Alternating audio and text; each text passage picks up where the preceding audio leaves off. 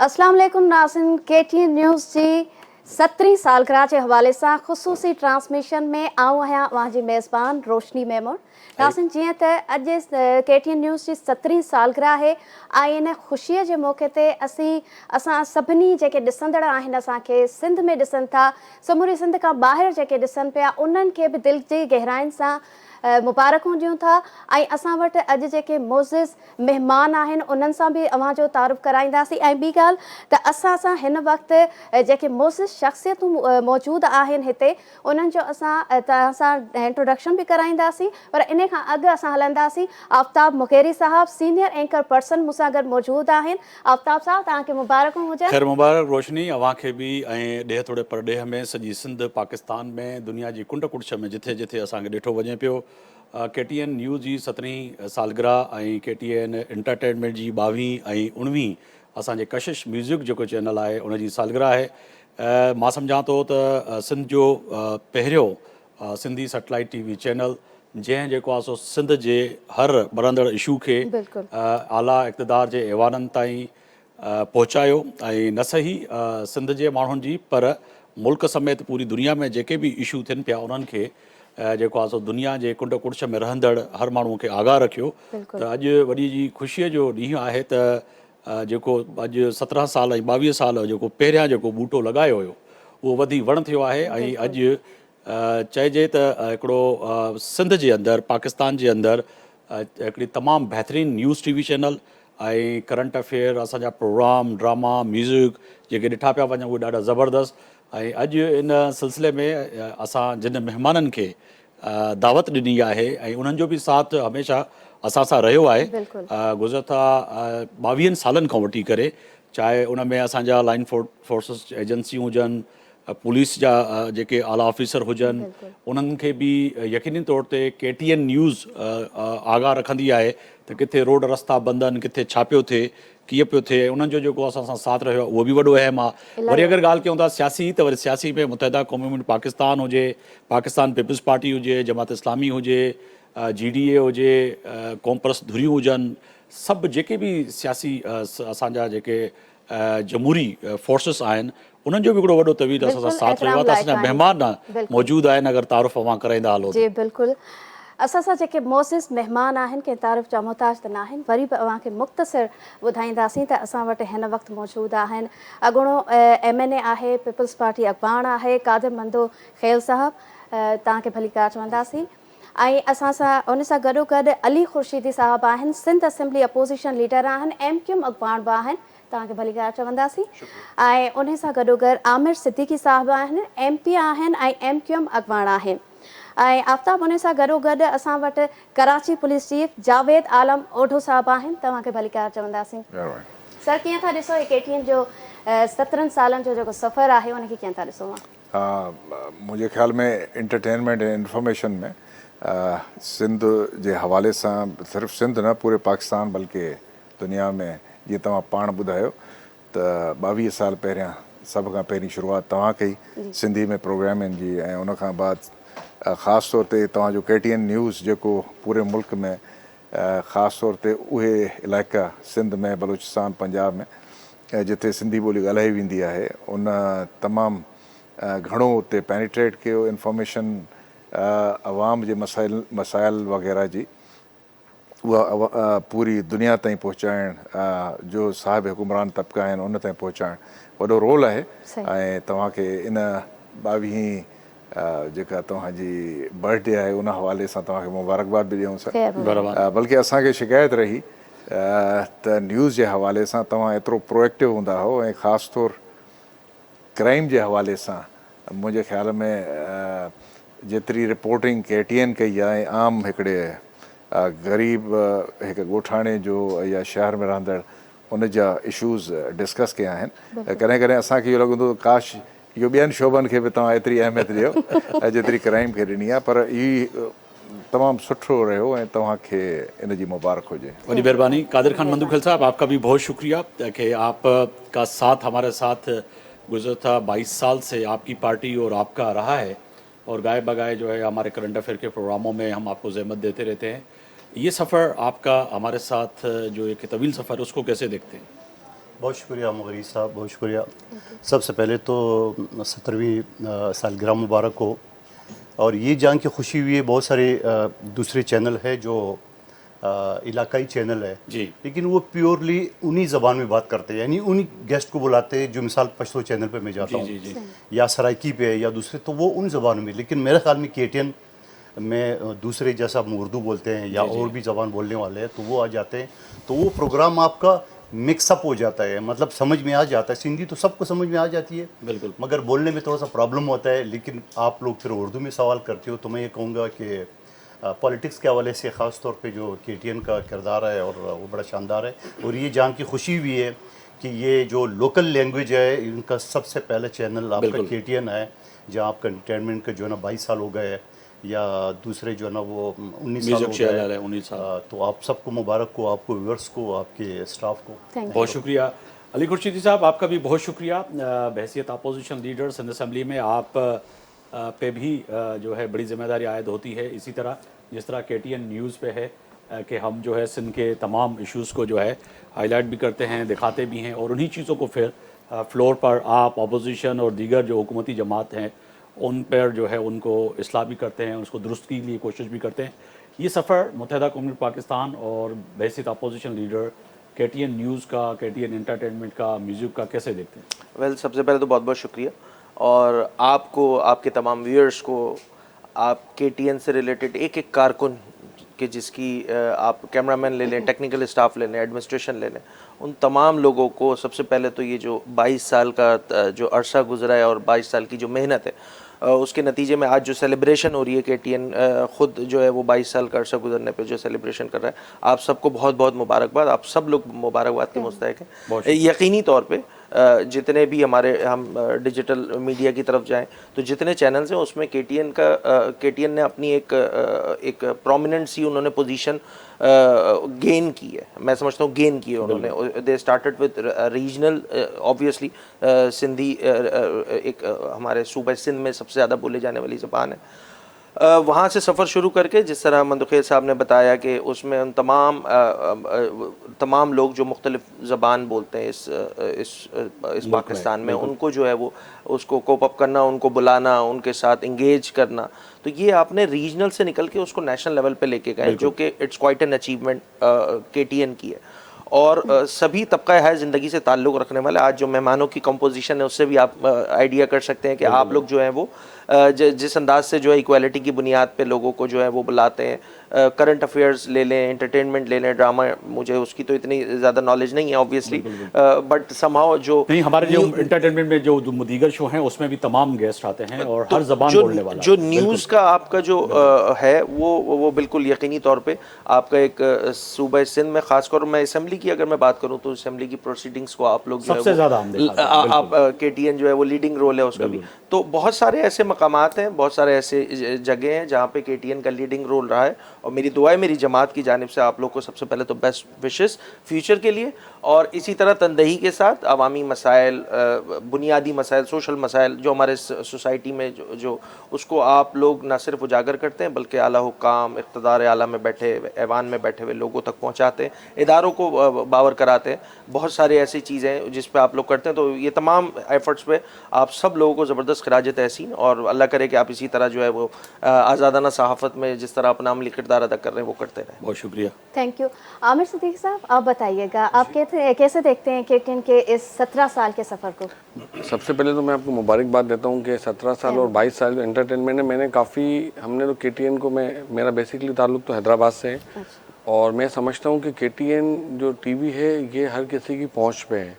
यानी कि जो जितने भी दूसरे चैनल हैं, मैं तो इसको इस तरह से देखता हूँ कि शायद ये जियो न्यूज़ हो या दूसरे चैनल से, तो आपकी जो रीच है शायद सिंध में सबसे ज़्यादा है, और हर किसी की पहुंच पे, यानी कि छोटा इंसान भी जिसके कोई मेडिकल्स के इशू हो, हॉस्पिटल्स हो, जिस तरह सर ने क्राइम की बात की, तो हमने तो ये देखा है कि सिंध के अंदर हम टंडोल यार जाते हैं, मीरपुर कहीं जाते हैं, तो हर किसी की रीच में कोई भी इशू है तो आपने उसको बिल्कुल हमेशा हाईलाइट किया है, और ज़्यादातर उन जगहों पर जहाँ पर कोई नहीं जा पाता तो KTN काबिश अखबार भी करता है, और KTN की जो हमने रिपोर्टिंग देखी है तो वो जगहें जहाँ पे कोई चैनल्स नहीं पहुँच पाते, तो आप KTN देखें तो KTN ने बड़ा जो है सिंध के लोगों के लिए और हर इन्फॉर्मेशन को निकालना, लोगों की मदद करना, काफ़ी हम तो इसको फॉलो करते हैं और आपके जो एंटरटेनमेंट हम देखते हैं उसको काफ़ी, हम तो कहते हैं कि बहुत खुशी की बात है। और जिस तरीके से अली खुर्शीदी भाई ने कहा कि ये आपका इंटरनेशनल गैंग हो चुका है, यानी अमेरिका, लंदन, आप बैनुल मुल्क भी जाके देखें तो वहाँ पे बिल्कुल अब लोग बाकायदा इसको फॉलो कर रहे हैं। बिल्कुल। जावेद साहब, मां तव्हां ॾींदुसि। हिकु त इहो आहे त तव्हां ॻाल्हि कई त क्राइम जी बि ऐं ॿी बि, जॾहिं असांजी टीम या असां बहसियत तां ते तनक़ीद कंदा आहियूं बराए इस्लाह ऐं मुख़्तलिफ़ ख़बरूं, ऐं वॾी अमूमन इहो बि ॾिठो वेंदो आहे त हर पुलिस ऑफिसर कोशिशि कंदो आहे त KTN ज़रूरु ॾिसे। अगरि को टिकर या सुपर या का बि प्रोग्राम में को अहिड़ी शइ हूंदी आहे त उनजो फ़ौरन नोटिस बि वठंदा आहियो। त KTN न्यूज़ जेका सिंध जा ॿरंदड़ इशू आहिनि, ख़ासि तौर ते पुलिस सां वाबस्ता आहिनि, चाहे उहे कराची खां कश्मीर ताईं हुजनि, उन्हनि खे कीअं पिया ॾिसो? ऐं असांजो सॼो जेको KTN न्यूज़ जो सथ आहे, ख़ासि तौर ते न्यूज़ जो, उन जी तनक़ीद कॾहिं कॾहिं कड़वी बि लॻंदी आहे, बर्दाश्त बि थींदी आहे, या कीअं महसूसु थींदो आहे? न ही जेको दौरु आहे ही इंफॉर्मेशन टेक्नोलॉजी जो दौरु आहे ऐं इन जे लाइ बुनियादु जेको आहे इंफॉर्मेशन आहे, जंहिंजी बुनियाद ते हिकु आम शहरी खां वठी जेको एडमिनिस्ट्रेटर आहे, कंहिं महकमे में आहे या एग्ज़ेक्टिव जो हिसो आहे, बीइंग ए सियासतदान, हू फ़ैसिला सही तॾहिं करे सघंदो जॾहिं हुन वटि इंफॉर्मेशन सही हूंदी। बिल्कुलु।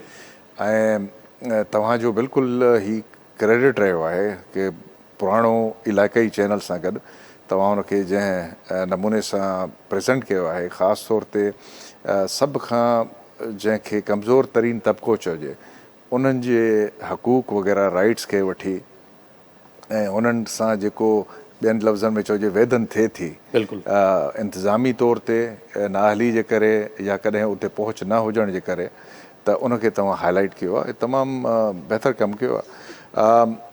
जंहिं तरफ़ मां इशारो कयो उहो, ऐं शायदि इन सिलसिले में लॉ एंड ऑर्डर ऐं क्राइम खे तव्हां सभ खां वधीक हाईलाइट कयो। बिल्कुलु। पहिरियां तव्हांजी जेका प्रिंट मीडिया में अख़बार हुई काविश, उनजो बि इहो ई किरदारु रहियो आहे कि हू कुझु ज़्यादा ई क्राइम खे, लॉ एंड ऑर्डर खे हाईलाइट कंदी हुई। ॿियनि इशू सां गॾु डेफिनेटली ज़रूरु खणंदा, ऐं तव्हांजे चैनल्स वग़ैरह बि इहो कयो आहे। लेकिन बहसियत मजमूई हीअ जेको मुंहिंजी कमेंट हुई, इन जो मां आम तौर ते ॾिठो आहे, सिर्फ़ु KTN जो इशू न आहे।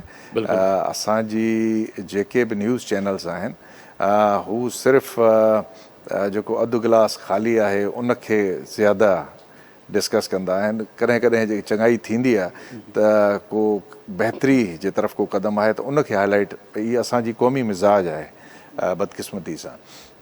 मिसाल जे तौर ते उहो क्राइम थिए उनखे हाईलाइट करणु तमामु ज़रूरी आहे ताकी उनजो तदारुक थी सघे ऐं क्राइम ॿीहर न थिए, प्रिवेंशन बि थिए ऐं उनजी डिटेक्शन थिए, ऐं इहो तमामु ज़रूरी आहे। पर साॻिए वक़्तु इहो बि ज़रूरी आहे त जेकॾहिं क्राइम सां वाबस्ता इदारो उन क्राइम खे कंट्रोल करण जे हवाले सां को सुठो कमु करे त उनखे हाईलाइट थिए। मिसाल तौरु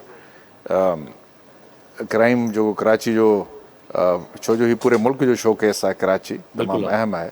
हिन में तव्हां ॾिसंदो त जेको असांजो डेली क्राइम एवरेज जेका हुई स्ट्रीट क्राइम जी, उहो तक़रीबन 252 खे क्रॉस करे चुकी हुई, ऐं हाणे चंद महीननि में हुनखे असां हेठि लाहे कराची पुलिस जो हिकिड़ी एफर्ट सां ऐं पॉलिसीज़ तहत माशाअल्लाह त उनजो इहो थियो आहे त हाणे असां तक़रीबन 170 ताईं पहुता आहियूं डेली स्ट्रीट क्राइम खे, जेको 122 करोड़ 2.5 करोड़ तक़रीबन 2.25 करोड़ जी आबादी जे शहर में हिकु वॾी अचीवमेंट आहे।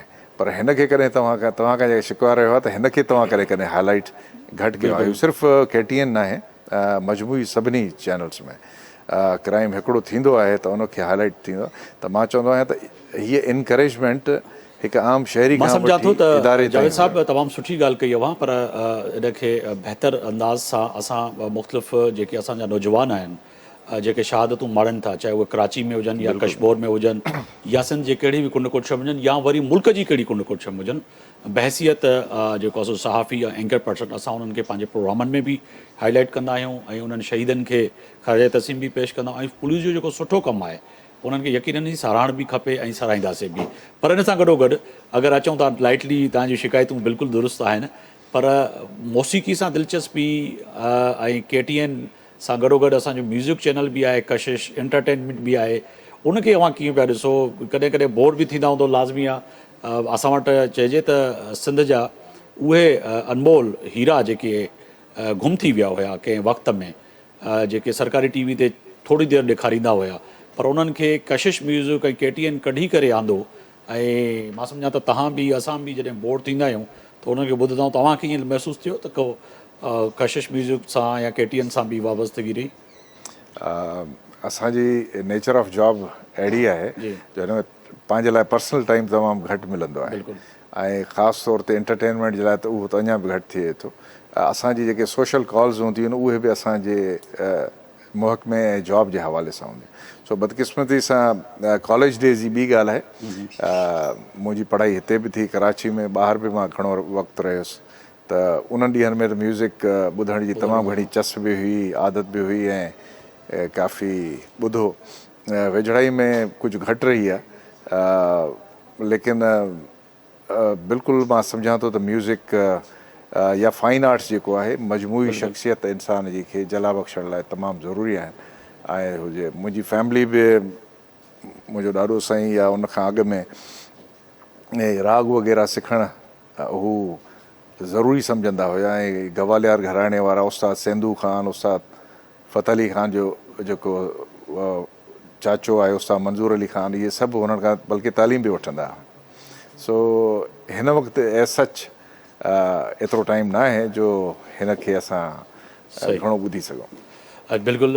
कादिर खान मंदूखेल साहब, आपकी जानिब आऊँगा। सर, आप यकीनन एक तो हम जब प्रोग्राम करते हैं तनकीद भी होती है, आपकी पार्टी पे भी होती है, आप पे भी होती है, बहुत से शोज़ में जो है थोड़ी तलखियाँ भी हो जाती हैं, तो उसको कैसे देखते हैं और क्या महसूस होता है कि जी आज तो हमारी, क्योंकि आप हुक्मरान जमात हैं सिंध में पाकिस्तान पीपल्स पार्टी, तो सवालात तो सब आपकी तरफ होते हैं, तो उसको कैसे देखते हैं? एक तो ये होता है ना कि जो तर्जुमान हैं पीपल्स पार्टी के, उस ग्रुप में जो हम शेयर करते हैं KTN में आते हैं, तो कोई आदमी ये नहीं पूछता है कि ये कौन सा चैनल है। जैसे बहुत सारे चैनल आ गए, पूछते हैं हमारे जो आपस में जो कोलीग्स है कि ये कौन सा चैनल है। KTN के बारे में नहीं पूछते, सबको पता है कि सिंधी चैनल है।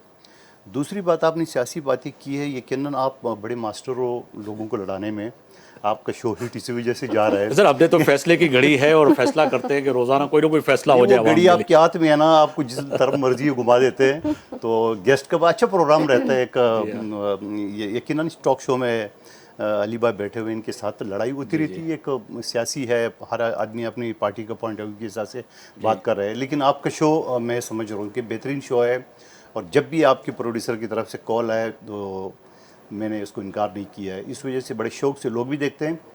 और हमारी जो अपनी वो है, अब ये समझ लें कि ज़्यादातर तो व्यूवर्स यकीनन पीपल्स पार्टी के कारकुन तो है, तो एज ए पश्तो स्पीकिंग हमारे जो पश्तून बरादरी है तो वो देखते हैं, क्योंकि सवाल भी आपको उर्दू में शुरू कर देते हैं, बिल्कुल, फिर जवाब भी मेरी तरफ से उर्दू में आता है, तो उनको ये महसूस नहीं होता है कि ये सिंधी चैनल है। तो इसलिए हिसाब से बड़ा आपको एक क्रेडिट जा रहा है कि आप सबको एक साथ लेके चलते हैं। रोशनी, अली खुर्शीदी साहब अपोजिशन लीडर आहे ऐं इन ते ज़िम्मेदारी सिंध जे माण्हुनि जी तमामु वॾी अहम आहे। त चइजे त कराची खां कशमोर ताईं जेके बि मसइला आहिनि, साईं वारा जहिड़ी रीति जेको आहे सो असेंबली में खणंदा आहिनि। नेक्स्ट मुझे सवाल भी यही है अली खुर्शीदी साहब का, तो जैसे मिसाल के तौर पे, मिसाल मैं एक देती हूँ, जैसे कि कोई खबर आ गई आपके खिलाफ बिल फर्ज मिसाल, तो उस टाइम आपकी क्या फीलिंग्स होती हैं?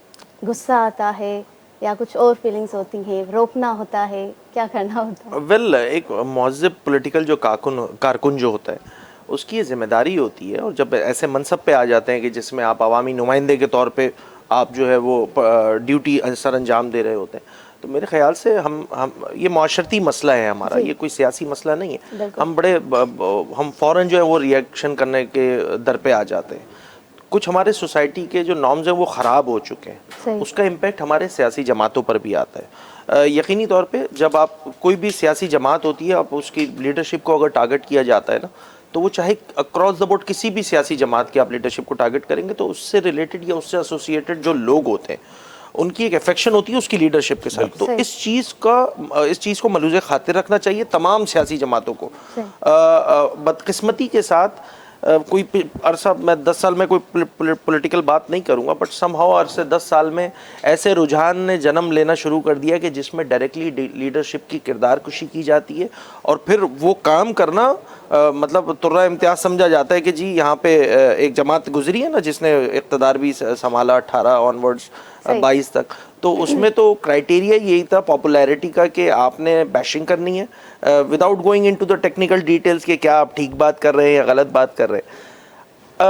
ये सूरत-ए-हाल ख़त्म होने की ज़रूरत है। ख़ास तौर पे ये जिम्मेदारी बड़ी सियासी जमातों की है कि अगर वो इस चीज़ को कैरी कर लेंगे तो हमें देखें इंक्लूसिविटी हर जगह आप ले आएंगे तो समाउ सिचुएशन बेहतर होना शुरू हो जाएगी। कोई ज़ाती तौर पे कर रहा होता है तो इट रियली डजंट मैटर, वो उनका हर का इस्तेहक़ाक़ है, वो मुखालफत कर सकते हैं। भाई अगर हम सबका एक पॉइंट ऑफ व्यू हो जाएगा तो फिर मुख्तलिफ सियासी जमातें होती क्यों हैं? फिर तो फिर एक जमात होनी चाहिए। इसके साथ साथ केटीएन का ये भी एक एजाज़ है कि सबको इकट्ठे किया है केटीएन ने, नफरतों को ख़त्म किया है।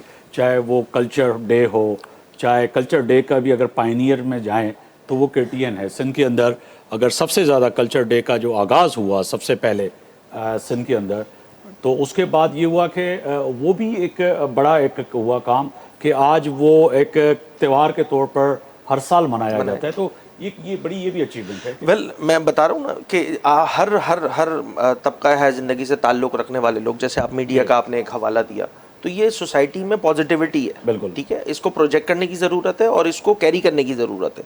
हम बदकिस्मती के साथ, जैसे एडिशनल आईजी साहब ने एक बात बताई ना कि हम आधा गिलास खाली को ज़्यादा फोकस कर रहे होते हैं, ये समाव ये हमारे सोसाइटी के नॉर्म्स बन गए अब ये कि आपको जो अच्छी चीज़ें हो रही हैं उसको, और ये मैं बीइंग अपोजिशन लीडर ये बात कह रहा हूँ कि भाई जो पॉजिटिविटी हो रही है उसको आपको मैं अभी स्ट्रीट क्राइम पे ही चले इन्होंने बताया तो मैं आपको एक आज ये सोचिएगा कि हमारा करंट अफेयर का प्रोग्राम मैं आपको नहीं, I will give U one example positivity की बात कर रहा हूँ मैं।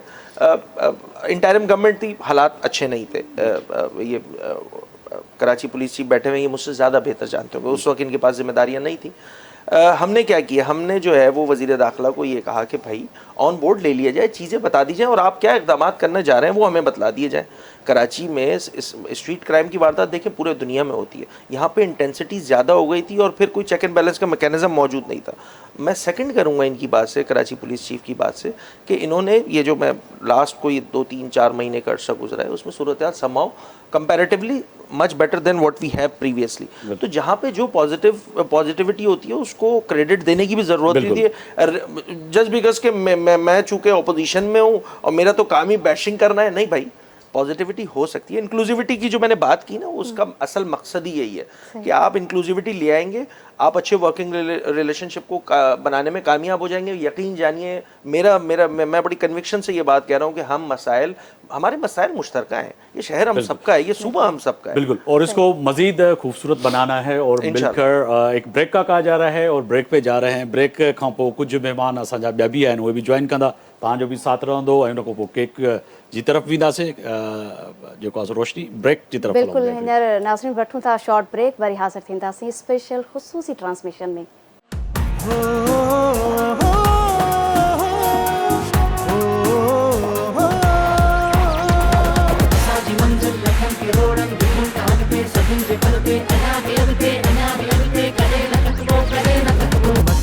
मथे वञूं पया बुलंदियूं छूं पया, मथे वञूं पया बुलंदियूं छूं पया। वेलकम बैक नाज़रीन, हिकु भेरो ॿीहर अव्हांखे भली कार चवंदासीं जी। केटीएन न्यूज़ जी सालगिरह 17वीं सालगिरह आहे, 17 साल मुकम्मल थी विया आहिनि, इन में अव्हांखे भली कार चवंदासीं ऐं सभिनी ॾिसंदड़नि खे हिकु भेरो ॿीहर दिलि जी गहराइनि सां मुबारकूं ॾींदासीं। हिन वक़्तु असां जेके मोज़िज़ महिमान आहिनि उन्हनि में आहिनि बशीर मेमण, सदर पाकिस्तान मुस्लिम लीग नॉन सिंध। अव्हांखे भली कार चऊं था सर, ऐं उन खां पोइ अव्हांखे ॿुधाईंदासीं त डॉक्टर मिर्ज़ा इख़्तियार बेग साहब आहिनि, MNA, भली कार चवंदासीं सर तव्हांखे, ऐं पीपल्स पार्टी, सॉरी सर। ऐं उन खां पोइ केसर निज़ामाणी साहब, सीनियर अदाकार, डायरेक्टर ऐं प्रोड्यूसर। सर तव्हांखे भली कार चऊं था ऐं सालगिरह जो तव्हांखे मुबारक हुजनि। महिरबानी, केटीएन खे पाण मुबारक हुजे 17वीं सालगिरह, माशाल्लाह। केटीएन न्यूज़ के 17वीं सालगिरह वडी मुबारक। मिर्ज़ा इश्तियाक बेग साहब, आपका भी बहुत शुक्रिया कि आपने वक्त निकाला और आपका साथ जो है आपका, आपकी फैमिली का, हमारी फैमिली केटीएन फैमिली के साथ एक तवील साथ रहा है और हमेशा जब भी आपको याद किया है आपने ना नहीं किया और हमारे साथ रहे। तो ये 22 साल का सफ़र, 17 साल का सफ़र केटीएन फैमिली के साथ, आपकी पूरी फैमिली का कैसे ये सफ़र चला आपका और आज तक जो है आपका सफ़र चल रहा है, और अल्लाह करे कि आपको अल्लाह ज़िंदगी दे और मज़ीद जो है कई साल जो है आपका साथ हमारे साथ रहे। बहुत शुक्रिया आपका। और 70वीं एनिवर्सरी पे सबसे पहले तो मैं तमाम KTN के व्यूवर से, मेरे मोहतरम सब दोस्त हैं और आप बड़े पॉपुलर एंकर्स हैं दोनों, आपको बहुत बहुत मुबारकबाद पेश बहुत करता हूँ। शुक्रिया। आपकी इंतज़ामिया को मुबारकबाद पेश करता हूँ। टीवी चैनल में 17 साल और 17 साल कामयाबी से जी 17 साल गुजारना एक बहुत बड़ी बात होती है। और आजकल जिस तरह से इलेक्ट्रॉनिक्स मीडिया में बिज़नेस की सूरत हाल है, उसमें KTN को बहुत बड़ा क्रेडिट जाता है कि उन्होंने अपना एक लेवल रखा है, कामयाबी का एक सफ़र को बरकरार रखा है। बिल्कुल। मेरा ताल्लुक़ और तमाम रिश्तों से जो बशीर साहब के होंगे या कैसर भाई के होंगे, जी जी उसमें एक रिश्ता मेरा बिल्कुल मुनफरिद है, और वो ये कि मेरे ये हल्के का चैनल है। बिल्कुल। हाँ मैंने अभी जो इलेक्शन लड़ा है इसी हल्के से। NA-241 से, तो तकरीबन हर दूसरे दिन में यहाँ होते थे और मेरा डायरेक्ट कांटेक्ट इस्टेब्लिश हो जाता था वोटर्स के साथ, बिल्कुल ऐसे। व्यूवर्स के साथ। KTN वाले जो हैं वो मेरे ज़्यादातर व्यूवर्स हैं बिल्कुल। और एक अरसे से जानते हैं। इकॉनमी पे और करंट अफेयर पे जब भी बातचीत होती है तो मैं समझता हूँ मेरी पहली चॉइस तरजीह जो होती है वो KTN होती है। बहुत शुक्रिया सर। आपने देखा होगा कि मैं इस्लामाबाद पहुंच रहा हूँ, जी हाँ, तो आप एयरपोर्ट से एयरपोर्ट घर से तक बस के घर रास्ते तक में हो। भी आपका प्रोग्राम किया। बिल्कुल ऐसे ही है। और आज भी एकदम मैं एक जूम पे था, world federation of council general की बोर्ड मीटिंग थी, जी जी तो मैं चाहता था और बड़ी खुशी है मुझे कि मैं पर्सनली आके आपको मुबारकबाद प्लेजर दे रहा हमारी जो है हूँ। ये। आपके चैनल की 2-3 खुसूसियात भी मैं ज़रा सा बतला दूँ ताकि जी जी ये चैनल आपको मुनफरिद करता है, ये खुसूसियात आपको मुनफरिद करती हैं दूसरे चैनल से। पहली चीज़ तो ये है कि रीजनल चैनल में जो उनकी एक अहमियत है, माने ना माने वक्त के साथ, बट उनकी एक अहमियत है। बिल्कुल। रीजनल चैनल में KTN जो है उसने एक बहुत ऊंचा मुकाम बनाया है अपना। आपके तज्जियात, आपकी प्रेजेंटेशंस, आपके एनालिसिस, आपकी रिपोर्टिंग, मैं ये समझता हूँ बड़ी बैलेंस होती है। बिल्कुल। आप हमें मुख्तलिफ़ अंदाज में ग्रिल भी करते हैं और जो अच्छी चीज़ें होती हैं उसमें आपको मैंने नोट किया आप एक्नॉलेज भी करते हैं। बिल्कुल ऐसे। और यही एक खासा है अच्छे चैनल का, जिसमें आप क्रिटिसाइज़ के साथ साथ वो अच्छी बातें जो हैं उनको एक्नॉलेज किया जाए। तो मैं अतर साहब को और तमाम मैनेजमेंट को, काजी साहब, काजी फैमिली को, आपको, बहुत शुक्रिया नाजिया सर। मीर भी आपकी तरह वो हर रोज़ हमारे साथ जी तकरीबन हमें बिल्कुल वो चीज़ करती हैं। जी, ये जी। मेरा अपनी फैमिली का चैनल है, बिल्कुल। इससे एक हमारा रिश्ता है, अटूट बहुत शुक्रिया सर। रिश्ता और इंशाल्लाह रहेगा। बिल्कुल you, बहुत शुक्रिया इंशाल्लाह। बशीर साहब दे हलो पिया। बशीर मेमन साहब वॾी महिरबानी, अवां बि वक़्तु कढियो। अवां जो बि साथ KTN सां असां सां तमामु पुराणो आहे। कीअं पिया ॾिसो 17 सालनि जो हिकिड़ो सफ़र ऐं 22 सालनि जो सफ़र हिकिड़ो तवील सफ़र आहे। ऐं चाहे हींअर तव्हां सियासत में आहियो, इन खां पहिरियों ब्यूरोक्रेसी में बि तव्हांजो साथ रहियो। हिन तवील सफ़र खे कीअं पिया ॾिसो सर? वॾी महिरबानी, तव्हां हिन मुबारक ॾींहं ते, सुठे ॾींहं ते मूंखे यादि कयो महिरबानी सर। ऐं आई एम ग्रेटफुल। पंहिंजी पार्टी जे तरफ़ां बि तव्हांखे मुबारकूं हुजनि, मुंहिंजी मरकज़ी क़यादत जे तरफ़ां बि तव्हांजे चैनल खे मुबारक। थैंक ऐं जेकर ज़ाती हैसियत में ॻाल्हि करियां सर त उहा शायदि थोरी इररिलेवेंट शुरू कंदुसि बिल्कुलु। कि KTN जो सफ़र शुरू करियो ख़ादिम वतन खां, जी हाँ। पोइ काविश, हा काविश खां पोइ KTN। बिल्कुलु जी जॾहिं KTN शुरू थियो हुयो उन ज़माने में असांजी बि जवानी हुई, जी। ख़ैर आऊं हाणे बि जवान हो। जवान बि आहियां, उन वक़्तु नौजवानी हुई। त उन वक़्तु इहो हिकिड़ी नई शइ हुई कि हीउ चैनल हलंदो कीअं, हा सही हलंदो कीअं। ऐं इहो केबल्स जो ज़मानो बि कोन आयो हो, डिश एंटेना, जी डिश एंटेना।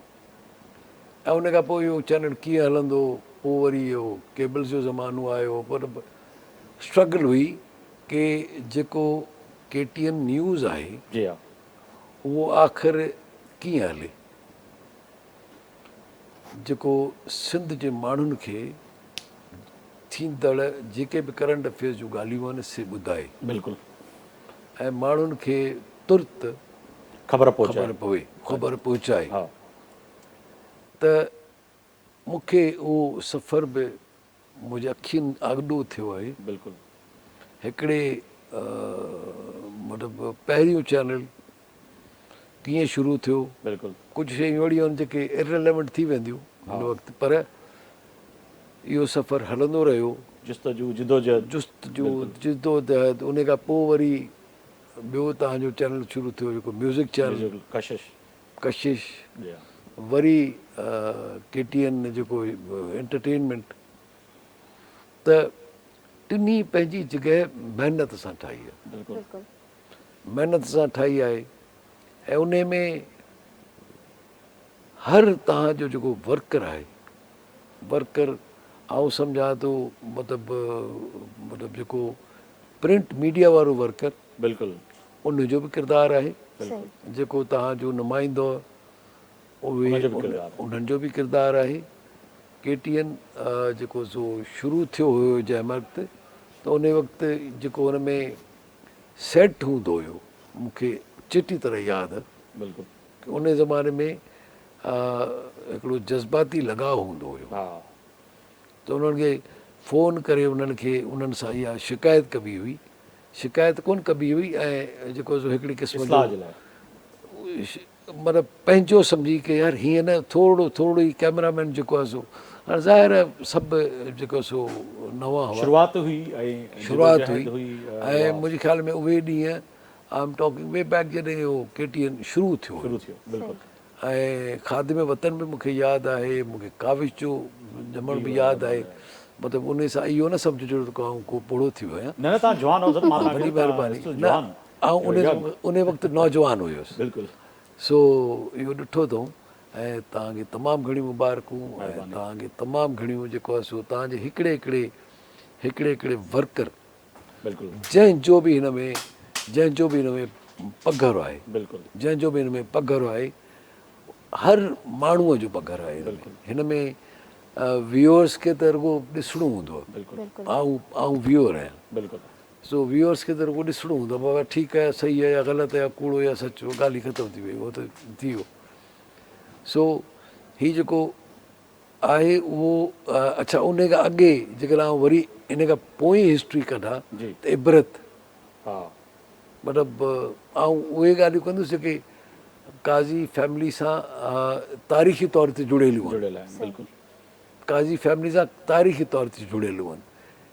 इबरत खां उहा सिंध न्यूज़, माना तव्हां त शायदि नंढा आहियो, मतिलबु तव्हां त सिंध न्यूज़ मुंहिंजे ख़्याल में हाणे कोन थी उहा, मतिलबु इहे सभु शयूं इहा जेका आहे सा हिकिड़ी लिगेसी जे तौर ते सिंध में ॾिठी वञनि थियूं। बिल्कुलु सर, इहा वॾी हिकिड़ी तवील जिदोजहद आहे, हिकिड़ो सफ़र आहे जेको अव्हांजो बि रहियो असां सां। कैसर ख़ान निज़ामानी साहिब बि आहिनि, उन्हनि खे बि शामिलु कयूं प्रोग्राम में।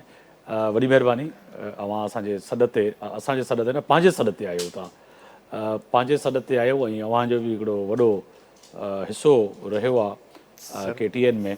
सो अहम किरदारु आहे, तव्हांखे लख लख मुबारकूं हुजनि। वॾी इज़त जी ॻाल्हि आहे ऐं मूंखे ख़ुशी थी थिए त हिकिड़ो नंढड़ो ॿारु जेको ॼाओ हो सो मुंहिंजे आॾो ऐं हाणे हिकिड़ो 22 साल नौजवान थियो बीठो आहे। बिल्कुलु। ऐं अलाह साईं हिनखे ईअं ई रखे, अञा तरक़ी अता फरमाइसि। सो ॾाढी ख़ुशी थींदी आहे। ज़ाहिर आहे मुंहिंजड़ा लाइ केतिरा माण्हू आहिनि जिन जो थोरो थोरो साथ शुरू आहे, साथ KTN सां रहियो आहे ऐं रहंदो। We are a family. ऐं वॾी ॻाल्हि इहा आहे त जंहिं तरीक़े सां काज़ी असलम साहिबु ऐं काज़ी अख्तर साहिबु हिन सिस्टम खे संभालियो ऐं हिकिड़ी एल्टीट्यूड मेंटेन कंदा जीअं हलनि पिया न, उहो हर कंहिंजे वस जी ॻाल्हि न आहे। सो जस्ट उन्हनि खे बि हुजे ऐं happy birth anniversary 17th and 22nd to KTN। बिल्कुलु थैंक यू सर। तव्हांजो जेको किरदारु आहे, मां अलाए ओॾी महिल हुअसि अलाए न, पर तव्हांजो किरदारु शुरूअ खां वठी असां ॾिठो आहे त KTN सां सलाहियल हूंदो आहे। तव्हां डायरेक्टर बि, तव्हां प्रोड्यूसर बि, तव्हांखे मतिलबु सॼी ॼाण आहे। पर मूं कॾहिं KTN जे कंहिं ड्रामे में कमु न आहे की मूंखे को बुक ई कोन थो करे, इहा ॻाल्हि यकीन कंदो। सर तव्हां ते यकीन आहे। एनीवेज़, सो एक्चुअली छा आहे त जेके एक्सपर्टीज़ असां टेक्निकल थियनि थियूं, थैंक्स टू काज़ी साहिबान, उन्हनि एतमाद कयो।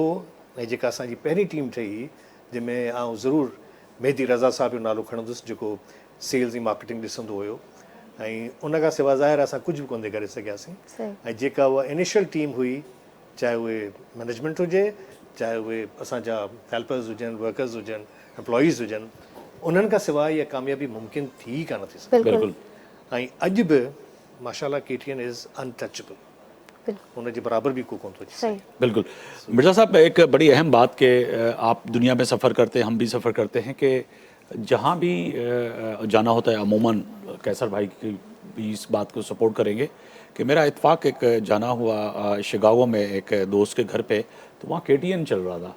तो मैंने उनसे पूछा कि मैंने कहा KTN क्यों लगाया हुआ है भाई? कहने लगा कि भाई अगर मैं कंबर शदाद कोट का हूँ तो मुझे जो खबर मिलेगी वो KTN में मिलेगी, किसी अदर चैनल नेटवर्क पर नहीं मिलेगी।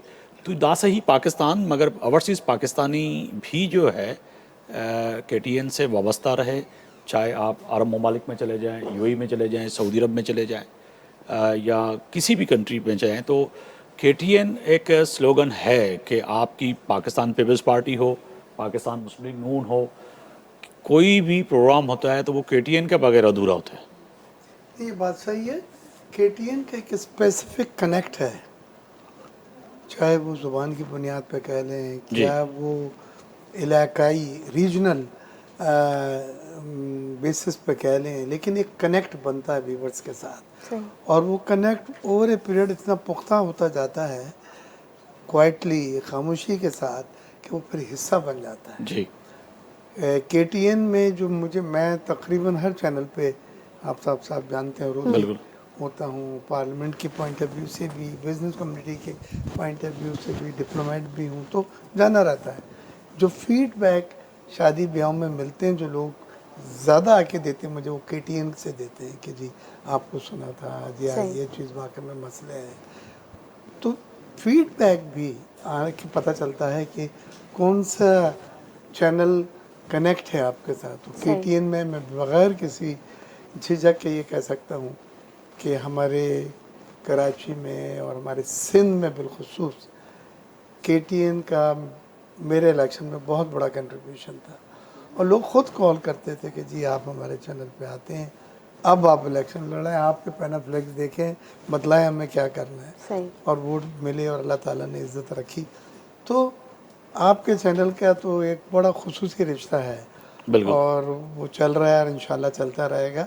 लेकिन मैं एक बात और यहाँ पे ये कहना चाहूँगा कि आप लोग इकनॉमिक इश्यूज़ को भी इतनी ही अहमियत के साथ उठा रहे हैं, बिल्कुल, या उजागर करते हैं जैसे पॉलिटिकल या करंट अफेयर के। बिल्कुल, ये बहुत कम चैनल्स हैं।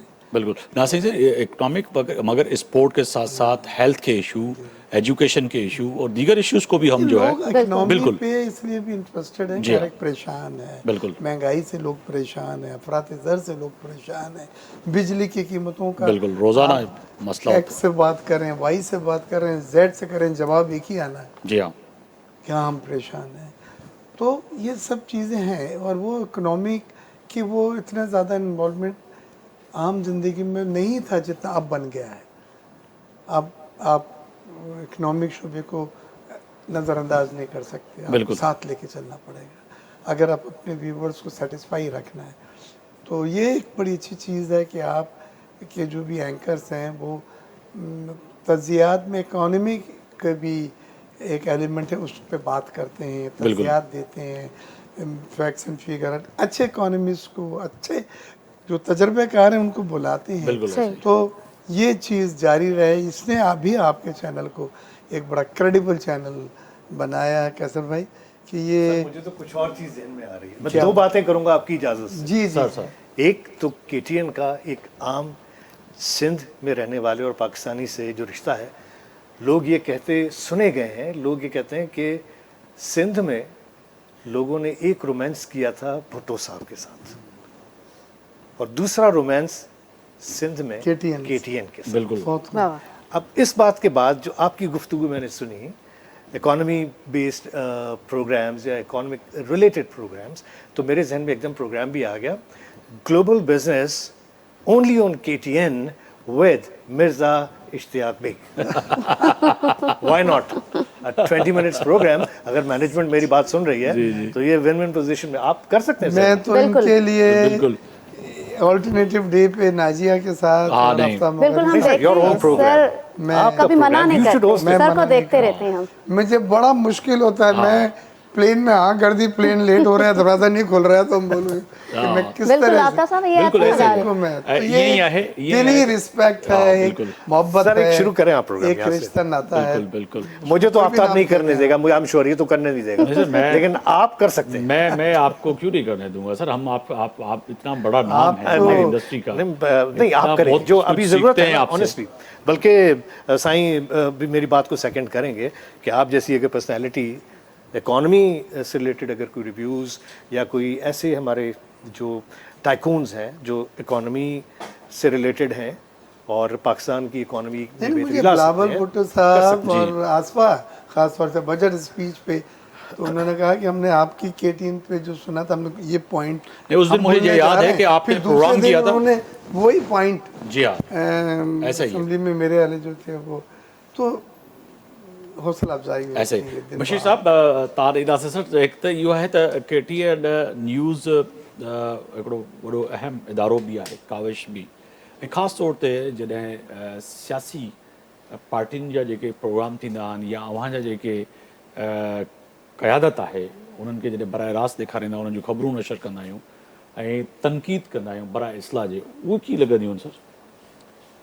मुंहिंजे ख़्याल में ज़ाहिर जी। आहे जेको जर्नलिस्ट आहे उन जो पंहिंजो हिकिड़ो रोल आहे सोसाइटी में, बिल्कुलु सही उहो पंहिंजो एनालिसिस करे थो जेको, हुनखे त राइट आहे बिल्कुलु कि अखलाक जे दायरे में रही बजाए हिन जो मुंहिंजे कपिड़नि ते तनक़ीद करे तनक़ीद करे या ॿुधाए त तूं अॼु सुतल खबीस छो पाती छो पाती आहे, बिल्कुलु हू मूंखे उहो ज़ाती अखलाक- तव्हांजो मां। न जेको मुंहिंजो कमु आहे, जेको मुंहिंजो विजन आहे, जेको असांजो इकोनॉमिक पॉलिसीज़ आहिनि, जे हाणे तो तव्हांखे ॿुधायां शहबाज शरीफ़ साहिब जी जेका तकरीर थी यूनाइटेड नेशंस में, बिल्कुलु उन ते को तनक़ीद करे सघे थो? हुन जो जेको वॉकआउट हुयो नेतन्याहू जे तमामु सुठो हो, तमामु सुठो। ज़ाहिर आहे पाकिस्तानी उन- प्राइम मिनिस्टर कतई पाकिस्तानी नज़र प्राइम मिनिस्टर। बिल्कुलु उहो सुठो अमल। अच्छा, वरी उन खां पोइ जेको हुन फ़लस्तीन जे लाइ ॻाल्हायो, जेको हुन कश्मीर जे लाइ ॻाल्हायो, ऐं पाकिस्तान मुस्लिम लीग नवाज़ जी हिकिड़ी जेका आहे कि इलेक्शन थी वई, जी हा, हाणे अॻिते वधूं, जेको साफ़ी आहे, साफ़ीअ जो बि छा हूंदो आहे, उहो पंहिंजी साफ़ियाना जेको बि हुनजी रिस्पॉन्सिबिलिटी आहे उहो हुनखे अदा करे थो। बिल्कुलु सही हुनखे का ॻाल्हि फॉर एग्ज़ाम्पल इकॉनमी में ग़लति लॻे थी त ज़ाहिर आहे हू का वही जेका बि ॻाल्हि करे थो उनखे हाईलाइट करे हुनखे हाईलाइट करे। अच्छा, लॉ एंड ऑर्डर में का ॻाल्हि हुनखे ख़राबु लॻे थी या हुनखे लॻे थो कि हिते ट्रेंड ठीकु वञे पियो, हिते ट्रेंड ग़लति वञे थो, बिल्कुलु ये साईं ॻाल्हि कई धाड़ेरनि वारी जेका स्टोरी हुई, जी हा, इहे सभु शयूं त ज़िमेदारी आहे चैनल जी, बिल्कुलु इहा सभु आहिनि ज़िमेदारी आहे चैनल जी। मूंखे त आउं तव्हांखे ॿुधायां थो, तव्हांजे सॼो जेको काविश जेको बेसिकली जेको बेसिक जेको नालो जी हा, खादिम वतन जो नालो आहे, पोइ वरी काविश, काश त उन जो त शुरू खां वठी सिंध जे हवाले सां सही ॾाढो पॉज़िटिव किरदारु रहियो, बिल्कुलु पॉज़िटिव किरदारु रहियो आहे। ऐं उहो हुनखे 17 साल थी विया आहिनि केटी न्यूज़ खे, हू पंहिंजो किरदारु इहो ई निभाईंदी अची। बिल्कुलु उन खां अॻे काविश, कोशिश, इहे खादिम वतन, इहे सभु इहो शाम अख़बार शाम निकिती जी हा, हुई, बिल्कुलु। शाम निकिती हुई हिकिड़ी अख़बार। जी हा। अमा तूं हाणे ओॾी महिल शायदि जाई न हूंदी आहे, उन जी ॻाल्हि थो कयां। सो बल्कि असां हुयासीं शाम अख़बार, बिल्कुलु अच्छा, सो मतिलबु ही शयूं ऐं उहे ॿुधायां थो जेके आम जेको ॿहिराड़ीअ में रहंदड़ जेको माण्हू हुयो, जेको उन वक़्तु इन्हनि शयुनि खे पढ़ी ऐं उनखे ख़बर पवंदी कि छा पियो थिए दुनिया में या सिंध में या ॿियनि हंधि ते छा पियो थिए। सही इन ई करे तव्हां ॿुधायो मूंखे, इन ई करे जेको आहे सो जॾहिं अॻे ॿाहिरि वेंदा हुआसीं त वञी सभिनी खां पहिरीं सुबुह सवेर उथी पहिरीं नेट ते काविश पढ़ी हुई, हा, सही काविश पढ़ी बि हुई, ऐं जेकॾहिं उहो न ईंदी हुई त पोइ वापसि अची पोइ बाक़ाइदे तव्हांजे मैनेजमेंट सां मतिलबु ईअं ज़ाहिर आहे मतिलबु तालुकदारी बि आहे बिल्कुलु आहे त उन्हनि सां वरी पोइ जहिड़ा थींदा की साईं अॼु हीअ 4 ॾींहं मतिलबु तव्हांजो अच्छा उन में ज़ाहिर आहे कोई कोताही थी वई हूंदी कंहिं टेक्निकल माण्हू खां त उहो पर उहे तव्हांजी जेका जेको शुरू वारो जेको पीरियड हुयो स्टार्टिंग सिंधी को चैनल थिए थो साईं इहा ॻाल्हि कई बिज़नेस डेवलपमेंट जी मूंखे यादि अचे थो की उन वक़्तु उन्हनि त एडवर्टाइज़मेंट न मिलंदी हुई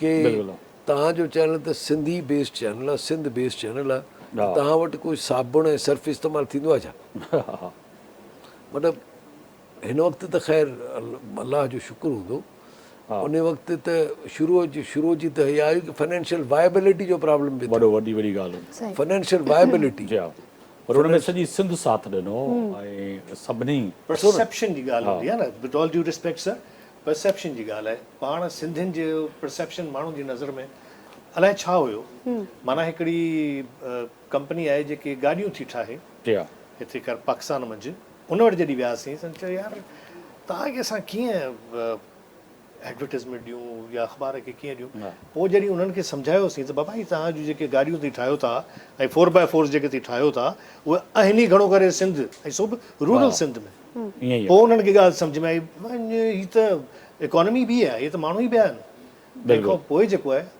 पंहिंजी जाइ ठही ऐं KTN I will remain thankful to KTN त उन सिंधी माण्हूअ जो जेको परसेप्शन डेवलप कयो आहे वो तर्जुमानी काग में न हुयो बिल्कुल ठीक है ना चाहे वो एक बात मुझे इजाजत है जी कि पाकिस्तान के दूसरे सूबों के भी जो रीजनल चैनल्स आए जी हाँ और ख़ास वक्त तक रहे भी कोशिश भी रही सराइकी बेल्ट के भी चैनल्स आए थे आप जी वसीम वगैरह आए हाँ पंजाबी भी आए पश्तो भी आए KPK के थे मैं नाम नहीं लूँगा लेकिन या फेज आउट हो गए या वो मुकाम वो अपनी जगह नहीं बना सके जो KTN ने जी बिल्कुल और हमने क्या किया और पीरियड है तो कांस्टेंट तरक्की जो होती है वो मेरे नजदीक तरक्की आप आज भी देखें कि हमारे सस्टेनेबल हो बिल्कुल जो मेंटेनेबल हो और ये 17 साल आज आप लगा रहे हैं 19 साल लगा रहे हैं 22 साल लगा रहे हैं मिर्जा साहब इसमें ये चीज जरूर आप नोट कीजिएगा कि हमने इस KTN पे KPK को भी स्पेस दिया इवन के पाकिस्तान पीपल्स पार्टी से KP से लीडरशिप होती है वो भी हमारे साथ पार्टिसिपेट करते हैं PMLN से PTI से तो हम जो है KPK को भी उतना ही स्पेस देते हैं जितना हम पंजाब को देते हैं इसी तरह से जो है फिर बलूचिस्तान सिंध तो ही है मगर KTN ने एक गुलदस्ता बनाया मेरा सवाल ये नहीं था मेरा सवाल ये था कि सिंध के सूबे के जो रीजनल चैनल बिल्कुल यहाँ के जो लोग हैं they are rather more inclined बिल्कुल towards their language, towards their tradition, sustainability जो feel more comfortable. जी मैं ये कह रहा हूँ आपने ताबून किया हुकूमत ने ताबून किया सर मुश्किल वक्त भी देखा है KTN ने बिजनेस के हवाले से मुझे उसमें कोई एतराज नहीं लेकिन इस सूबे सिंध में जो आपको एक बड़ा वाजे इंक्लिनेशन नज़र आता है व्यूअर्स का आपके चैनल की तरफ over a period vis other सूबे जी मैं कैसर को शामिल करूँगा कैसर निज़ामणी साहब अवां के त सजी आहे ॼाण बशीर साहब के भी तो उहे अनमोल रतन अनमोल तोहफ़ा उहे जेके पुराणा असांजा सिंगर असांजी जेके पुराणियूं चवनि माग चवजनि उहे जेके दुनिया खे विसरी विया हुया KTN एंटरटेनमेंट कशिश म्यूज़िक ऐं KTN न्यूज़ चाहे डॉक्यूमेंट्री जे ज़रिए दुनिया ताईं पहुचाया ऐं उन में बि मां सम्झां सभिनी जो हिकिड़ो वॾो साथ रहियो वॾी हिकिड़ी जिदोजहद रही वरी म्यूज़िक ॾे अचो जेका तव्हांजी फील्ड आहे ड्रामा साइड ॾे अचो वरी जेका तव्हांजी फील्ड आहे त उन में बि वरी जेको आहे उहे पुराणा चाहे माई भागी हुजे केतिरा ई वॾा वॾा फनकार जेके वीचारा गुज़ारे विया उन्हनि वरी असांजे नौजवान रही अचे करे वरी उन्हनि खे रीमिक्स करे वरी जेको नौजवाननि खे उहा पुराणो फोक म्यूज़िक जेको ॿुधाए उहो कीअं पिया ॾिसो अफ़ताब साहब मुंहिंजो ख़्यालु आहे त मां पहिरियों माण्हू हुयुसि जी जंहिं KTN ते उस्ताद मोहम्मद यूसुफ जो गीत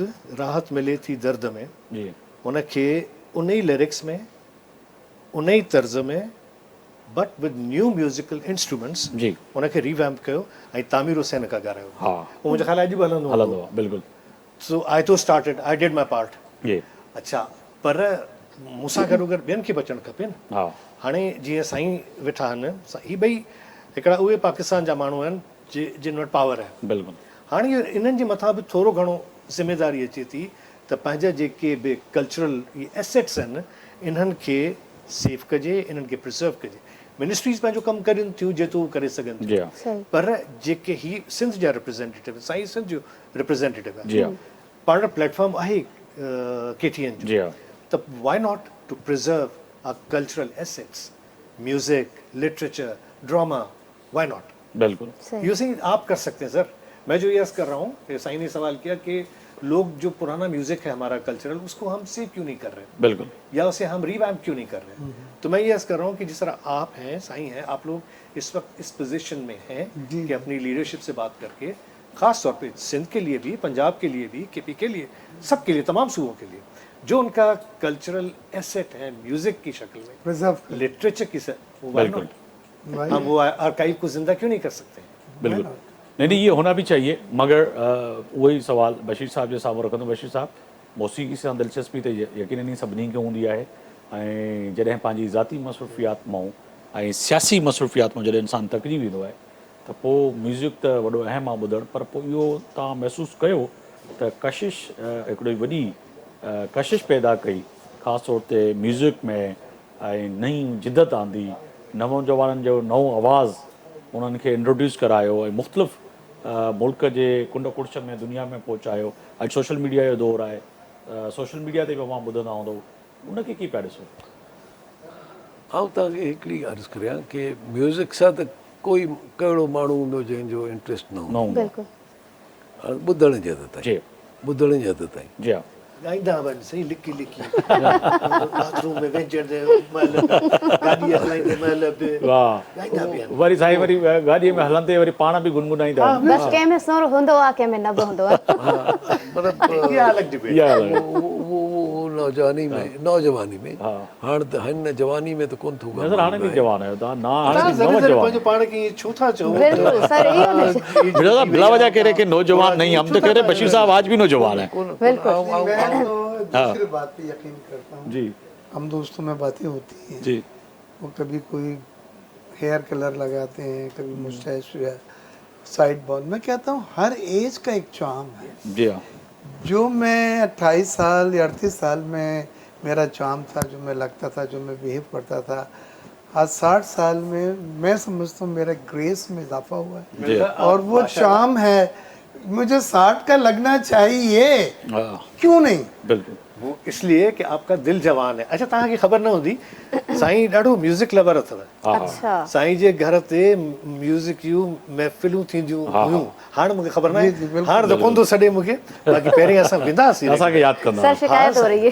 हर प्रोग्राम में असां माना हूंदा ज़रूरी साईं हो। म्यूज़िक लवर हाँ, अथव। बिल्कुलु साईं, मां तव्हां खां सवाल कयो हुयो कोई साईं बशीर मूं साहब। तव्हांखे अर्ज़ु कयो कि जेको कशिश जो बि पंहिंजो हिकिड़ो मुक़ाम आहे, बिल्कुल उन बि मतिलबु सिंधी कल्चर, रीमिक्स गाना, नवा फनकार, मतिलबु हाणे त मतिलबु तमामु घणो ज़ाहिर आहे, मतिलबु पॉपुलैरिटी ऐं जेको सोशल मीडिया, वरी उहो फेसबुक, त वरी ट्विटर, वरी जी हाँ पर हुनजो पंहिंजो हिकिड़ो चाम हुयो।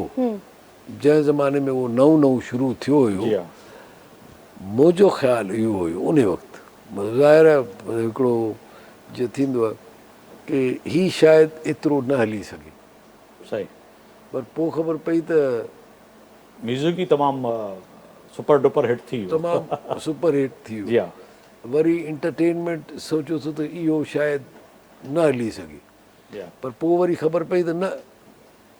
ड्रामा ज़बरदस्त अच्छा, मूं तव्हांखे अर्ज़ु कयो कि हीअ Short जेको movie हीअ जेका जेके हीअ जेका हीअ फिल्मूं। जेका हीअ जेका हीअ जेका शुरू थिए थी story, that starts from the day one KTN news started. बिल्कुलु।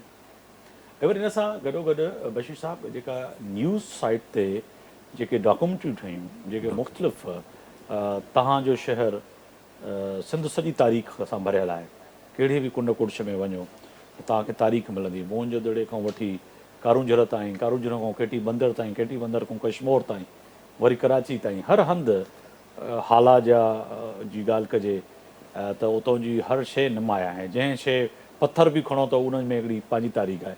त असांजी जेके डॉक्यूमेंट्रियूं हुयूं सॼी सिंध मां जेके ॾेखारियूं पिया वक़्तनि वक़्तनि अॼु बि ॾेखारियूं पिया, उहे कीअं पिया ॾिसो?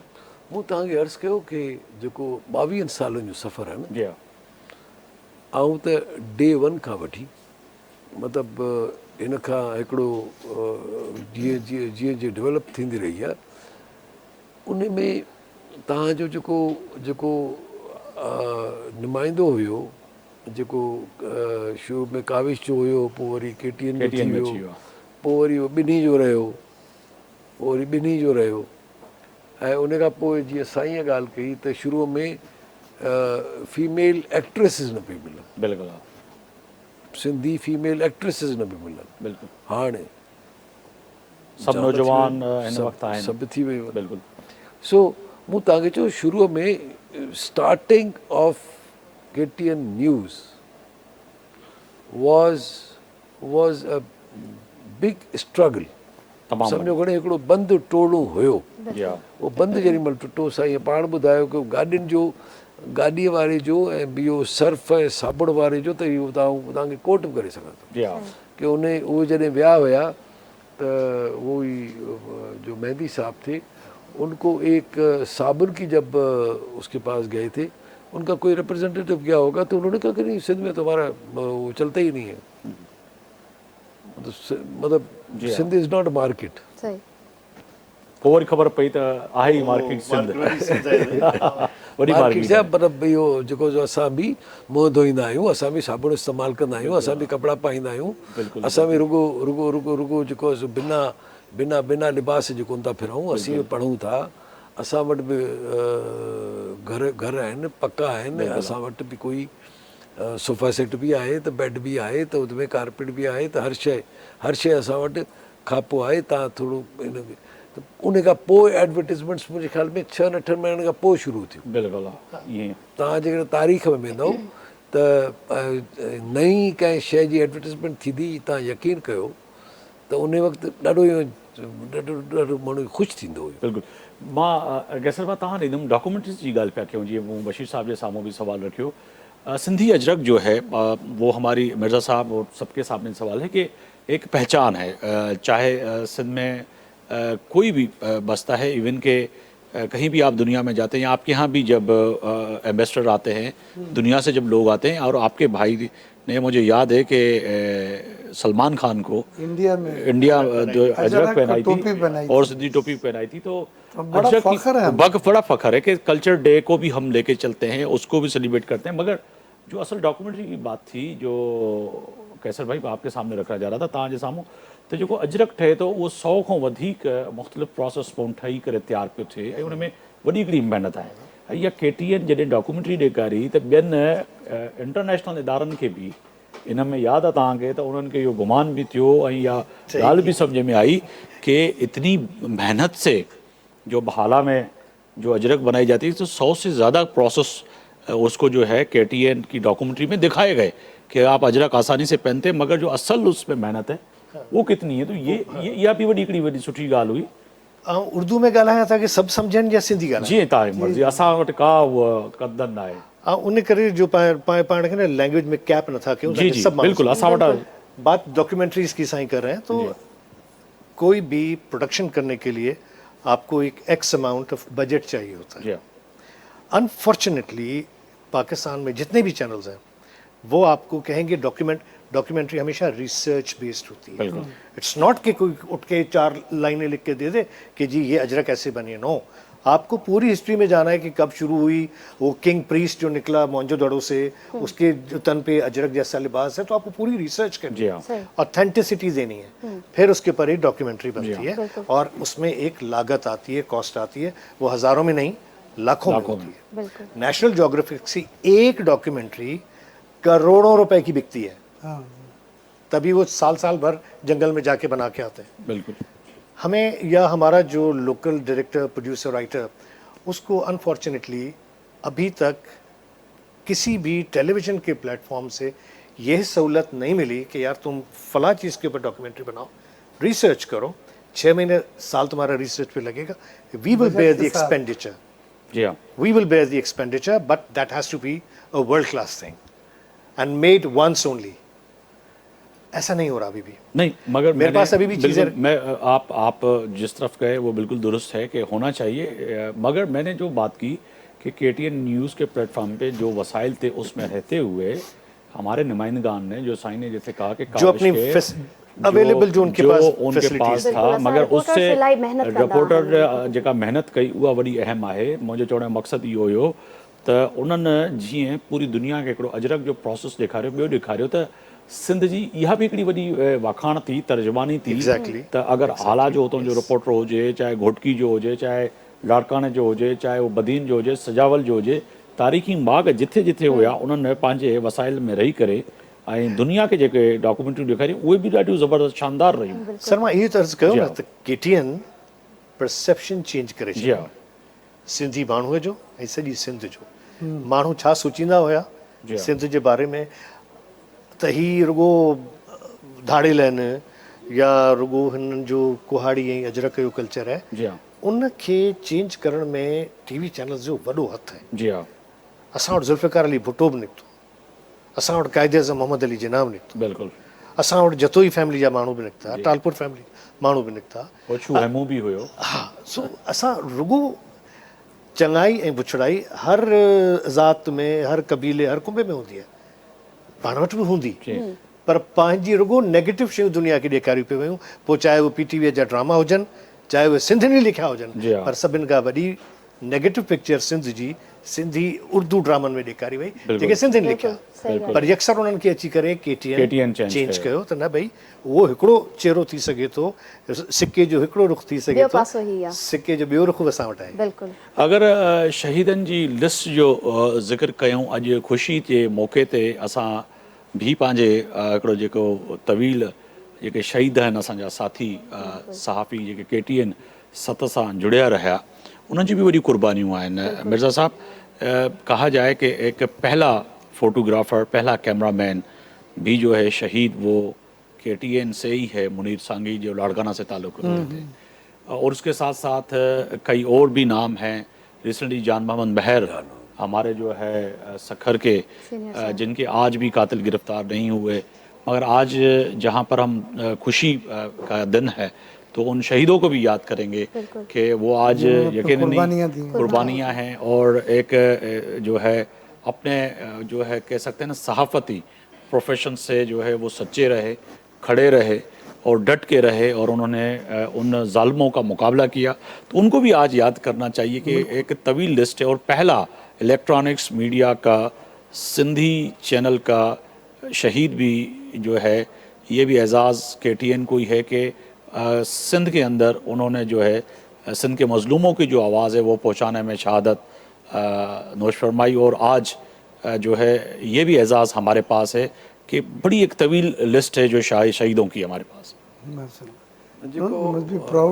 जी आऊं चूंकि मतिलबु जान मोहम्मद सां बिल्कुलु असांजो ईअं जी हाँ. वॾा ॾंढाई वारो तालुको मुंहिंजे औलाद वांगुरु जी. हुयो. ऐं शहीद जेको आहे सो मुंहिंजो नंढड़ो भाउ, ऐं जेको आहे सो हुनजो प्रोफेशनली मूं तव्हांखे अर्ज़ु कयो न साईं, जी हाँ. हीअ जेके 22 साल आहिनि KTN न्यूज़ जा, सा स्ट्रगल आहे तव्हांजे कारकुननि जी. जेके कारकुन हुया जुड़ियल रहिया जी हाँ. ऐं ॿहिराड़ियुनि में रही करे रिपोर्टिंग कंदा रहिया, पंहिंजे सहाफ़ती जेके बि हुननि जो हुयो ज़िम्मेदारियूं उहे अदा कंदा रहिया. ऐं मुखालफ़तुनि जे बावजूद बि, जी हाँ. पंहिंजे मुआशिरे जे हेठियां मथायूं हुजण जे बावजूद बि लोकल जेके मसइला मसाइल हूंदा आहिनि उन्हनि जे हुजण जे बावजूद बि एतिरे क़दुरु जो मतिलबु पोइ उन्हनि खे वीचारनि खे जान बि ॾियणी पई. जीअं तव्हां ॿुधायो मुनीर सांगी, जी हाँ. बिल्कुलु उहो बि यादि अचे थो. बिल्कुलु. हाणे तव्हां मतिलबु जान मोहम्मद त ख़ैर हाणे त रीसेंट आहे, उनजे तव्हां हुन ते बि बेहोस. सो मतिलबु जेको तव्हां उन जो पहचान हुई बिल्कुलु जान मोहम्मद महर जी पहचान हुई ऐं ज़ाहिर नौजवान हुयो जॾहिं आयो हुयो पोइ त हाणे थोरो मतिलबु 10-12-15 सालनि खां पोइ त ख़ैर हाणे मतिलबु हुनखे वॾो वॾो तवील सफ़र हुयो हुनजो तवील बि सफ़र हुयो हुनजो, हुनजी ॾाढी स्ट्रगल हुई। ऐं तव्हांजा ख़ासि तौर ते इहे जेके इलाइक़ा आहिनि कश्मूर, कंदकोट, लाड़काणो, लाड़काणो, खैरपुर, घोटकी, दादू, मेहड़, सखर, मतिलबु इहे सखर, ॾहरकी, सॉरी ॾहरकी, मीरपुर माथेलो, मतिलबु उबावड़ो। हाणे उन में जेके तव्हांजा वर्कर वेठा आहिनि, बिल्कुलु जेके बि आहिनि नुमाइंदा आहिनि, कैमरामैन आहिनि, उन्हनि जो जेको सफ़रु आहे, उन्हनि जा जेके प्रॉब्लम्स आहिनि, उन्हनि जेके प्रॉब्लम्स आहिनि हू धाड़ियुनि जी रिपोर्टिंग बि कनि था, सभई से शयूं हर प्रेशर हुननि जे मथां अचे पियो, प्रेशर अचे पियो। ऐं बीइंग इन दी पोइ जेका वरी हाणे आउं ॻाल्हि कंदुसि कमर्शियल, तव्हांजे लाइ बि प्रॉब्लम्स आहिनि, छो जो ॿियो चैनल जेकॾहिं उहा ख़बर ॾेखारे छॾे तव्हां न ॾेखारियो तॾहिं बि प्रॉब्लम आहे। ऐं हुन जे नुमाइंदे ते प्रेशर आहे, जेकॾहिं आउं ॾेई नथो ॾियां ऐं ॿियो चैनल ॾेई छॾींदो, ॿियो चैनल नुमाइंदो ॾींदो त मुंहिंजी बेइज़ती आहे। सो हू वीचारो पंहिंजो सहाफ़ती ज़िमेदारियूं अदा कंदे दुश्मनियूं बि वीचारो भोॻे थो, दुश्मनी बि भोॻे थो ऐं पंहिंजी जान जी उहो बि नथो करे, ऐं थी सघे थो वीचारो फाइनेंशियल लॉसिस बि कंदो हुजे। बिल्कुलु ईअं। सो आउं सम्झां थो तव्हांजे 22 सालनि जे इन सॼे सफ़र में रुगो मतिलबु ख़ुशियूं बि न आहिनि पर दुख बि आहिनि, असां सां जुड़ियल दुख बि आहिनि, लाह चढ़ा बिल्कुलु आहे, ईंदा रहिया आहिनि। ऐं शुरूअ वारी जेका हुई स्ट्रगल, ऐं जेके शुरूअ वारी जेका स्ट्रगल हुई उहा बिल्कुलु न सिर्फ़ु तारीख़ साज़ हुई पर हुन तारीख़ ठाही, रक़म कई आहे, तारीख़ रक़म कई। चाहे हिते इहो मञरायो, जी हा, हिते जेका कमर्शियल मार्केट आहे, कमर्शियल जेका मार्केट आहे, जेका तव्हांखे एडवर्टीज़मेंट्स ॾींदी आहे, जेको हिन चैनल हलाइण जो ज़रियो थींदी आहे, उन में इहो साबित कयो त असां बि आहियूं। सही। कैसर साहब, शहीदनि जो ज़िक्र कयोसीं त हिकिड़ा वॾा तवील क़ुर्बानी आहे, जेका ॻाल्हि कई त सिर्फ़ु ख़ुशियूं न आहिनि पर हिन सां ॾुख बि गॾोगॾु आहिनि, पर अॼोके ॾींहं ते ख़ुशियुनि में असांखे उन्हनि खे यादि करणु खपे। बिल्कुलु करणु खपे, बल्कि इन खां हिकिड़ो स्टेप अञा अॻिते वधी ॻाल्हाईंदुसि त को हिकिड़ो सेगमेंट जी हा अहिड़ो बि रखो जंहिंमें उन्हनि जूं तस्वीरूं, उन्हनि जो जेको कमु हले पियो, हुनखे बि तव्हां शोकेस उहो हले पियो। असां जीअं हुन पासे जे पाण KTN एंटरटेनमेंट वारे पासे मुस्तफ़ा हूंदो पंहिंजो कैमरामैन, हुनजो हादसे में लाॾाणो थियो, हुनजो भाउ उहो बि वियो, अच्छा वसीम भाई हूंदो पंहिंजो, उहो वीचारो उहो बि वियो। ईअं केतिरा माण्हू आहिनि जिन जूं महिनतूं, जिन जो पघर हिते आहे, हिन में शामिलु आहे, तॾहिं इहा इमारत बीठी बि आहे। ऐं उन्हनि महिरबाननि खे आउं त उन्हनि खे चवंदो आहियां मोहसिन, छो जो उहे मोहसिन जे न हुजनि हा त अॼु ही जेको माशाअल्लाह तनावर दरख़्त इहो ईअं न हुजे। बिल्कुल वाइंड अप की तरफ जाऊँ मिर्ज़ा साहब के आखिर में क्या कहेंगे आज के दिन के हवाले से? आपका तो एक तो बहुत शुक्रिया कि आपने बड़ी मसरूफियात से वक्त निकाला और तशरीफ़ लाए। ये तो कर्ज है, हम रोज़ आपके साथ होते हैं। जी हाँ, तो आज आपकी खुशियों में जी हमने बराबर का शरीक करना था और आज बड़ा अच्छा लगा एक ऐसे प्रोग्राम में बैठ के जिसमें ना सियासत है और ना इकोनॉमी है और हम बात कर रहे हैं खुशियों की, चैनल के बारे में, अपने इलाके के बारे में, अपने व्यूवर्स के बारे में जिनसे आप वक्तन राब्ते में रहते हैं। तो ये बड़ा अच्छा मौका था हम सबका शुक्रिया अदा करने का भी, और आप और आपकी टीम को, आपके मैनेजमेंट को मुबारकबाद पेश करने का। और अल्लाह ताला से दुआ है कि आइंदा इसी तरह से हम 19 से 20 और 22 से 23 और 17 से 18वीं एनिवर्सरी मनाने के लिए बैठें और इसी तरह आपके साथ हम केक काटें और खुशियाँ बिखेरें। बहुत शुक्रिया, अल्लाह ताला आपको बहुत सारी कामयाबियाँ दें। मैं, मेरी फैमिली आपके साथ है इंशाल्लाह। बिल्कुल, बहुत शुक्रिया। Thank U. कैसर साहब, तव्हां छा चवणु चाहींदो? तव्हांजो बि किरदारु ॾाढो अहम रहियो आहे। तव्हां KTN कुझु कोन चवणु चाहियां, ऐं बसि इंजॉय करियां पियो जेका ही सोलो फ्लाइट KTN खणे पियो न, बसि आई एम एंजॉइंग दैट। सही, अलाह साईं हिनखे ईअं ई रखे ऐं ईअं ई आबाद रखे, ईअं ई प्रॉस्पर पियो करे, तरक़ी पियो करे। बशीर साहब, सही, आउं त इहो ई चवंदुसि की जेको तव्हांजो इहो जेको तव्हां ॿुधायो त तव्हां हिकिड़ो सेगमेंट दार हलाईंदो, जेके शोधा ऐं जेके तव्हांजा पुराणा कारकुन जिन वीचारनि तकलीफ़ूं सुठियूं, बिल्कुलु, ऐं जिन स्ट्रगल कई जो KTN हेसी ताईं पहुतो बिल्कुलु। ज़ाहिर आहे हुन में केतिरा ई माण्हू ईंदा आहिनि, नुमाइंदे केतिरा खां ॿिया बि वधीक वठी कैमरामैन खां वठी टेक्नीशियन वरी उहे जेके परदे ते ईंदा ई कोन न आहिनि। बिल्कुलु परदे ते ईंदा ई कोन आहिनि ऐं जिन जी हिकिड़ी मतिलबु महिनत बि हूंदी आहे, जफ़ाकशी बि हूंदी आहे, दुश्मनी बि हूंदियूं आहिनि, त हुननि जूं वरी ज़ाहिर नफ़रतूं ऐं दोस्तियूं मोहबतूं बि, त उन्हनि खे मुंहिंजे ख़्याल में वधीक ख़राज तहसीन उन्हनि माण्हुनि खे कजे जिन मतिलबु मां उहे वधो जा कजे करणु घुरिजे जिन जूं हुते स्टार्ट करण में ऐं इहो चैलेंज वठण में।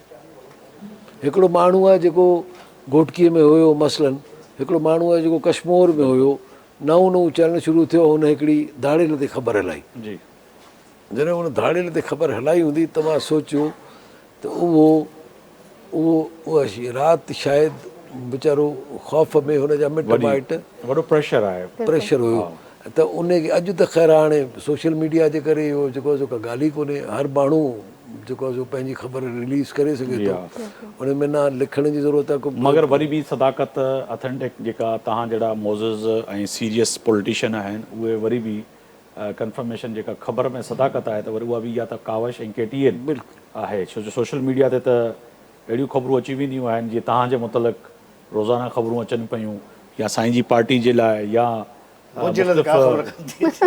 फ़नकारनि लाइ, अदाकारनि लाइ। मां हिकिड़ी जनरली ॻाल्हि कयां पियो त पर ऑथेंटिक ख़बर हिकिड़ो ज़िमेदार इदारो ई ॾेई सघे पियो, त इहा तव्हां सुठी ॻाल्हि हुई। हिकिड़ी ॻाल्हि ॿी न विसारणु घुरिजे त ही इदारो अलाह करे इहो ईअं हलंदो रहे। ही इदारो केतिरनि माण्हुनि जे रोज़गार जो वसीलो आहे, बिल्कुलु केतिरनि फैमिलियुनि जे रोज़गार इन्हनि जो वसीलो ठहियल आहे। ऐं हिकु सिख्या सेंटर आहे, केतिरा ई माण्हू जेके फैमिलीज़ जेके आहिनि से हिन सां वाबस्ता आहिनि। जी हा, सो अलाह कंदो इहो चैनल अञा प्रॉस्पर कंदो।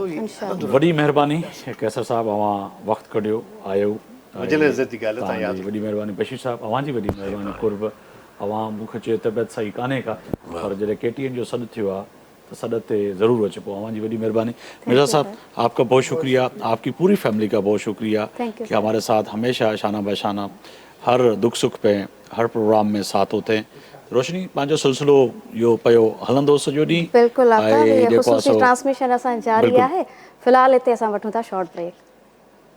दिल पुठियां हलण जी आरज़ू आहे घणी, असांजी मंज़िल लखनि करोड़नि लिखूं था अॻिते सभिनि जे मन ते अञा बि अॻिते कॾहिं न थकिबो, कॾहिं न थकिबो। भले हुजनि के मुश्किलूं असां कदम खणूं पिया, मथे मथे वञूं पिया, बुलंदियूं छूं पिया। असांजी मंज़िल लखनि करोड़नि लिखूं था अॻिते सभिनि जे मन ते अञा बि अॻिते